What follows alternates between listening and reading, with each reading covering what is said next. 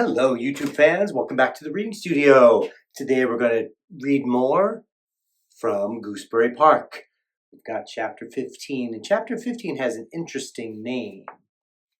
And usually, when you read, or when you're read to and listen to reading, you learn. You learn a lot of stuff. You learn vocabulary, you learn phrasing, you'll learn punctuation, all kinds of stuff.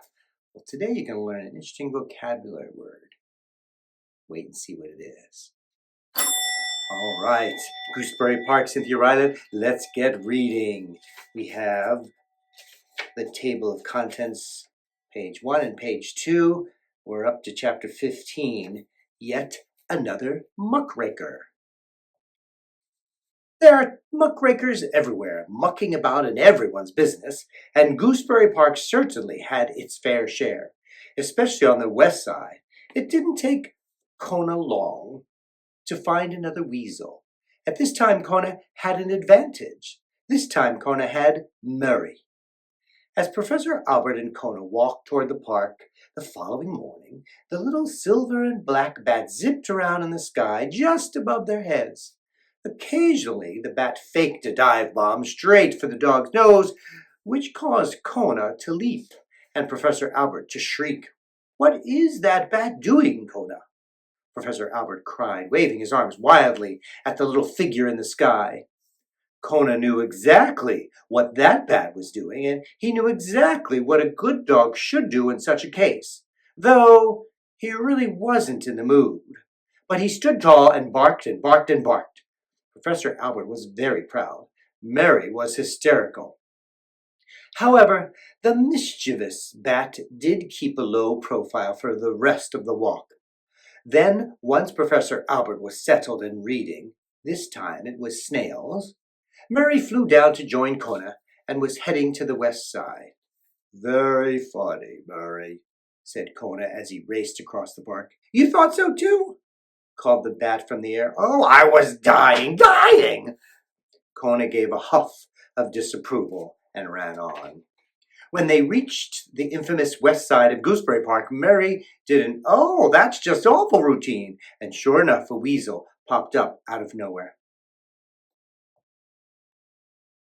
"Something going on?"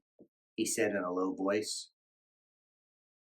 "There certainly is, if you must know," answered the little bat, perching on a bush near Kona's head. "This dog here says he knows the identity of a thief who stole a very valuable piece of jewelry from a friend of mine. And do you know that this dog wants me to pay him for the name of that thief? Now, is that awful or what?" The weasel narrowed his weaselly eyes, a common response among weasels, and said to Kona, "That's so." "A dog's gotta make a living," said Kona. The weasel nodded, looking shrewdly at the dog. "What makes you think you know who the thief is?" the weasel asked Kona. "None of your business," said the dog. "What's the piece of jewelry anyway?" asked the weasel. "None of your business again," said the dog.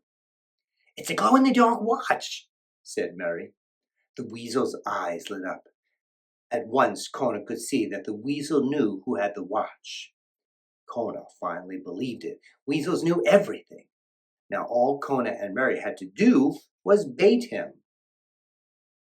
"What's the dog's price?" the weasel hissed toward Mary.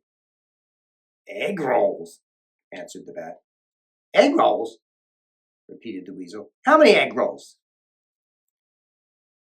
"6 of them. Can you believe it?" answered the bat. "I told him only 3, but no, he wants 6. No wonder he's so fat." The little bat grinned as Kona gave him a sharp look. "6, huh?" said the weasel. Thinking things over, he moved closer to where the bat perched and said quietly, "Suppose I give you the information you want, and you give me 5 egg rolls." "5?" cried the bat. "Highway robbery!" The weasel smiled. "You won't get the information anywhere else for less," he said. "Oh, yeah, just watch me." The little bat lifted to fly away. "3!" shouted the weasel. "3 egg rolls!" The thought had him drooling. Murray perched again. 2, he said. I bring 2, and you tell me who's got the watch. The weasel knew Murray had him. Any weasel in the park would probably sell the name for just 1 egg roll. Weasels had no scruples, and they were all so sick of eating mice. Deal, hissed the weasel. Deal, shouted Murray, and off he flew to the Chinese dumpster. Kona, pretending to be angry at losing 6 egg rolls, glared at the weasel and trotted away, actually back to the south side where he would wait for Mary's return. The old professor had fallen asleep. Snails could be so tedious. By the time Mary finally came barreling back to Kona through the trees, Mary landed on the professor's head. Mary! Kona jumped up. Be careful. Don't worry, said the bat. I have very delicate little feet. He can't feel a thing. Who has the watch? Kona asked. First, let me say that if I ever see another weasel again, it'll be too soon. Who has it? I'm ashamed to tell you, said the bat, dropping his head. Who? Said Kona. It's a disgrace, said the bat. Who? Said Kona. And I want you to know that every family has its black sheep, said the bat, and I'm not it. Who, Mary, who? Cried the dog. My big fat cousin Ralph, answered the bat. What? Your cousin? Kona asked. Your cousin stole Stumpy's watch? Ralph the Mouth, we call him. He eats all the time. If you think I'm bad, you should meet Ralph.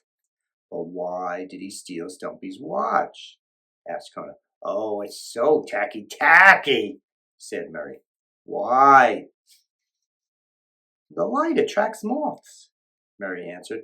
Ralph, who lives on the roof of Mally's department store, by the way, Ralph just sits there on the roof with the watch glowing every night and its mouth wide open. Isn't that disgusting? I can't understand. Who'd want a moth anyway? With all the dumpsters in the world, why, I found whole pepperoni pizzas, chicken nuggets, French toast with syrup. Mary, said Kona impatiently. Forget Ralph's bad taste. You have to get that watch. Mary sighed. Boy, is my Aunt Olive going to be mad at me. Aunt Olive? Ralph's mother. She'll never speak to me again if I take that watch. She probably thinks he won it in a poker game. I'll never speak to you again if you don't take it, said Kona. No more Thanksgiving dinners at Aunt Olive's house, said Mary, shaking his head sadly. You have to, Kona said sternly. No more beet casseroles. You have to do it, Mary. No more mashed turnips. Mary, I'm not kidding. No more fried liver. Hey, wait a minute. I hate all that stuff. Yuck, yes, oh yes. I'll get that watch. I will love getting that watch. Just watch me. Get it? Mary danced on Professor Albert's head. The old professor mumbled and shifted. Hurry, Mary, Kona urged. We need the watch by tonight. Stumpy will be running through the trees on Miller Street all evening. I'm sure that we need that watch. You got it, said Mary. By supper time. By the way, is this lasagna night? Hurry, Kona implored. I'm off, the little bat said, leaping from the professor's head. Save me some garlic bread, Kona. Away the bat flew, a tiny speck in the sky. Kona watched him until he was out of sight. We've almost found you, Stump, the good dog whispered. Almost. And that's the end of chapter 15. Whew, we are almost at the end of the book. Stay tuned as we finish it up. And get your copy if you'd like to follow along, or reread it again yourself, which is a good suggestion. Get to rereading the whole thing again, and you'll learn even more. Hopefully you found out what a muckraker is. If not, go back to the beginning of the video. There are clues there. All right, I'm Mr. LP. I'll reach you soon.